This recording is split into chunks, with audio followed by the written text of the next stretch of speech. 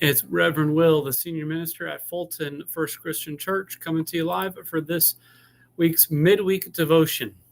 We're going to start in Genesis chapter 3, verse 28, which reads, "They heard the sound of the Lord God walking in the garden at the time of the evening breeze. And the man and his wife hid themselves from the presence of the Lord God among the trees of the garden." I wonder what the man and his wife heard when God decided to take an evening stroll in the garden. Could it have been the easy breath which cascaded around them as sort of evening breeze? Maybe it was the rustling fallen leaves which triggered the rustling of their hearts, or the sharp crack of a branch snapping underfoot, breaking the dream they had been living in. Whatever they heard, they realized the one in whom they first found life was now in their midst. And the man and the woman scurried for cover as quickly as a squirrel runs from a dog bursting forth from an open door.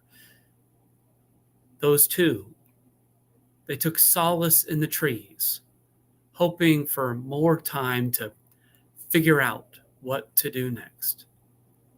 They ran. They hid. They hoped they would not be found.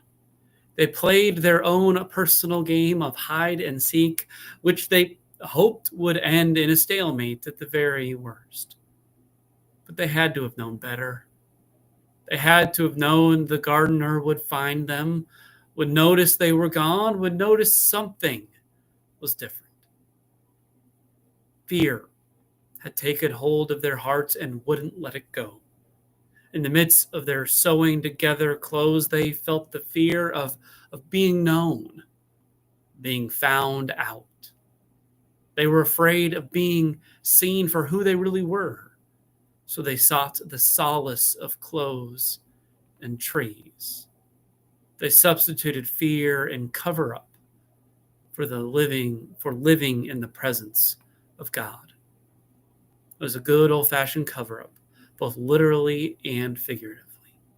And it continued when they were found out. God called out to them and asked how they knew they were naked. They looked everywhere but themselves. The man blamed the woman, and the woman blamed the snake. You could hear the line Shaggy made famous echoing throughout Eden. It wasn't me. They tried covering up not only their naked screw-ups and shame, but their mistakes and regret too. What is the shame that we try to keep hidden away? From what do we hide in and amongst the trees? What mistakes and regret do we try to cover up with facades and clothes? What are we hiding, not only from each other, but from God? We run, we hide, we hope we won't be found out. But God sees through it all. Sees through our blaming, our posing, our noise. We are laid bare before God. And still, God does not turn away. Indeed, God came closer. God forsook power and came among us as Jesus appeared to redeem and restore all our mess and regret, to forgive and free us from our endless cover-ups. It's why Jesus called Zacchaeus, the crooked tax man, down from a tree to share a meal. It's why he healed a woman who had suffered a hemorrhage for 18 years, restoring her to her community, to her life. It's why he welcomed children that his own disciples tried to push away. It's why he stopped Saul in his tracks, turning him into Paul, a messenger of grace.